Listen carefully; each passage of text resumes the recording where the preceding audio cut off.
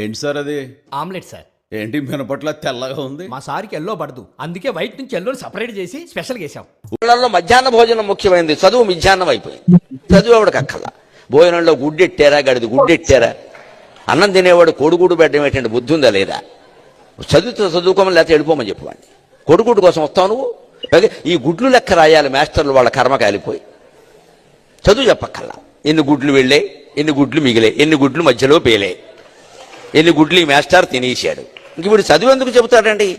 అసలు పిల్లలకు భోజనం పెట్టడం ఏంటంటే వాళ్ళ భోజనాలు వాళ్ళు తెచ్చుకోవలేదు మానేమానండి. అంటే పిల్లలకు భోజనం పెట్టి పుస్తకాలు ఇచ్చి యూనిఫార్మ్ ఇన్ని ఇస్తే వాడు చదువుతాడా? శోభనం పెళ్లి కొడుకులో మంచం ఎక్కి కూర్చుంటాడు.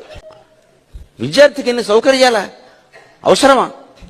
చదువు రావట్లేదు ఎవరికి, భోజనాలే వస్తున్నాయి.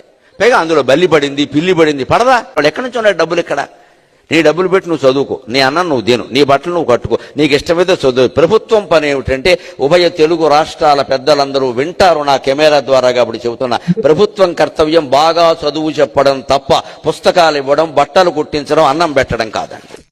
ఏమయ్యా గరికపాటి ప్రవచనాలు చెప్పమంటే స్కూల్లో పెట్టే పిల్లలకు భోజనాల మీద పడి ఏడుస్తావా? చంద్రబాబు నాయుడు మొన్న ఎప్పుడో చెప్పిండు డబ్బులు లేవని.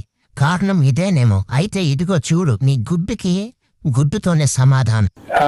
కొంచెం బాధాకరమైన విషయాలు. ఎందుకంటే ఈ మిడ్ డే మీల్స్ అనేది పేద పిల్లల హక్కు. గుడ్లు అనేది పౌష్టికాహారం అండి. పిల్లలు బాగా సంతోషంగా భోంచేసి రావాలని. రైస్ ఉచితంగా వెళ్తాయి, ఎగ్స్, చిక్కీస్, ప్లస్ రాగి మాల్ట్కు సంబంధించి. రాగి మాల్ట్ అండి, ఇది సత్యసాయి ట్రస్ట్ వాళ్ళు 50% వాళ్ళు, 50% స్టేట్ గవర్నమెంట్ పెట్టుకుంటారు. సత్యసాయి ట్రస్ట్ పుట్టపర్తికి సంబంధించిన వాళ్ళు దీన్ని పార్టిషన్గా మన ఏపీ స్టేట్లో గత ప్రభుత్వం నుంచి ఈ విధంగా ఏర్పాటు చేయడం జరిగింది. ఆ ఎగ్స్ తినడం వల్ల పిల్లలు కొంచెం ఎదిగే పిల్లలండి, ఆరోగ్యంగా ఉండాలి. పేద పిల్లలండి, మనకేమి పేద పిల్లలకి ఇస్తున్న దాన్ని కూడా మనము డబ్బులతో లెక్కాచారాలు వేస్తా ఉన్నామంటే కొంచెం అర్థం చేసుకోవాలా. ఇంత వ్యవస్థను మీరు నిర్వీర్యంగా, ప్రభుత్వాల దగ్గర డబ్బులు ఎక్కడున్నాయి? కేంద్ర రాష్ట్ర ప్రభుత్వాలకు కొన్ని కోట్ల మంది ట్యాక్సులు కడతా ఉంటే ఇటువంటి పిల్లలు కొంచెం భవిష్యత్తులో బాగా పైకి రావాలి అంటే అన్నం ఏందండి అది? నిత్య పెళ్లి కొడుకు, శోభనం పెళ్లి కొడుకు, గాడిద గుడ్డు.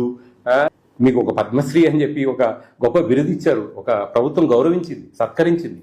దానికి సార్థకతగా మీరు ఇట్లా అవమానకరంగా అంటే ఐ ఫీల్ వెరీ బ్యాడ్. అంటే పేద పిల్లలను అంటే వాళ్ళు లెక్కలేదా మనకు?